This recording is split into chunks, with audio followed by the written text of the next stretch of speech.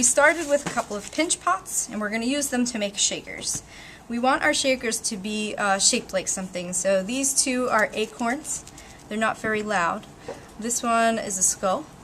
This one's a little bit louder. The thinner you have the walls, the louder it will be. The thicker you have the walls, the lower the sound will be. These are pretty thick walls, so this one's going to have kind of a deep sound. This really smooth one has really thin walls, and the shaker has tiny beads, and it makes a better noise. In order to get this, you need to make a hollow. But before you do that, you need an envelope full of beads. We've made these little beads. I'm going to stick them in the envelope.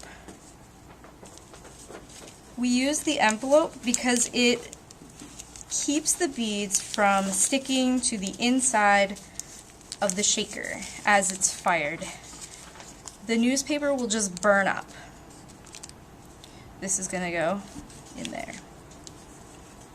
Alright, this is where we learn scoring and slipping. So, in order to attach two pieces of clay together, we need to score and slip them. Slip is another word for a really muddy clay. We are going to do this using a toothbrush and water. This is not the ideal way. A professional potter would not do this, but it works for us. I'm scrubbing really hard so that the bristle marks really show. I'm not using a ton of water. I'm tapping a lot of it off before I even go in here. I'm supporting the area that I'm scoring, and the slip is being made simply because the water from the toothbrush is creating it as I drag it across the surface. This creates a better adhesion.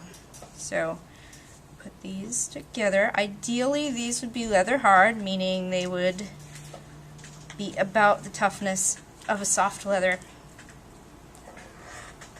Alright, now I've got this seam. I have to go around and try and get this sealed together very nicely. So I'm going around, I'm taking the high point and pushing it into the low point a little bit. It's not going to be perfect. From here, I can roll up a little coil, kind of like a snake when you did in elementary school. Roll it like this, alright? A really skinny one, and I can wrap it all the way around. Or I can just focus on these areas where I need a little extra love. So I'm going to put this in here. Alright, my hands are really wet, and I don't want them to be, so I'm going to dry them off.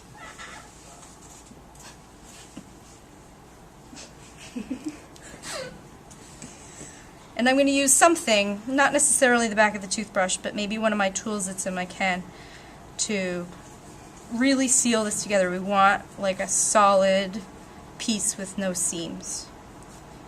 Now we have a hollow. It's basically a giant bubble, which means that if we put it in the kiln, it's just going to break into a million pieces. We need to put a vent. Alright? You can put your vent wherever you want, but try and find someplace discreet. So in this one, the vent is in the nose, so you can't really see it. In these, the vent is in the very tip. You can put your vent in after you've designed it. I'm going to throw it in now just so we can remember and I can show you. It doesn't have to be very big. As long as the air can escape and the smoke from the paper can escape, the paper is just going to burn. There will be nothing but ashes inside and little beads. From here you can shape this. So these started out as spheres like this, and then they were pushed. So if I'm doing like a skull and I want to keep it round in my hand like when I made it, I would kind of push my eyes in. I'm not pushing so hard that it collapses the thing. Let's see, if I want to give him a chin, I might kind of pull this down. If I want to do the back of the skull, I might support it this way and kind of go like this. Alright. I could even do things like a nose. I could even push this up and get really detailed. And from here you can add pieces. Don't forget to score and slip. I don't know, maybe give him an ear or something. Or whatever you're doing. Animal, acorn. this was added.